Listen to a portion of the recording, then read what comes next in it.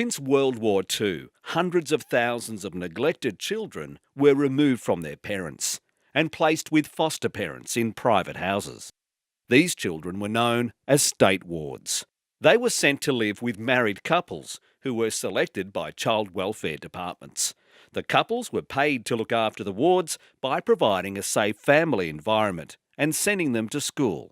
It was supposed to be a better alternative to big institutions. Welfare officers left them with their new foster parents. There was little or no supervision by the department.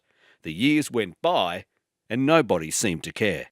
Many foster parents treated state wards poorly. They were glorified house slaves. Foster parents called them awful names, beat them, and starved them of affection. They did whatever they liked. Some state wards were sexually abused within their foster family.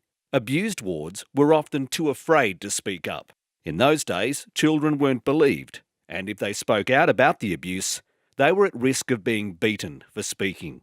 Sex was a taboo subject in those days. It wasn't discussed in polite society.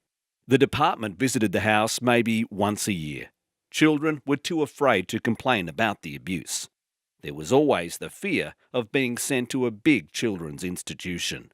Now, times have changed. There is hope that governments will take responsibility for the destroyed lives of many people. Courts are beginning to recognise that governments are liable to compensate survivors of foster parent abuse.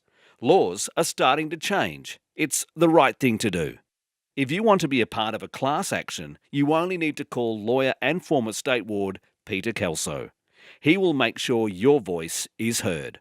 There is absolutely no risk and no obligation when you reach out to us. Simply pick up the phone and call us on 4907 4200 or fill in a contact form today.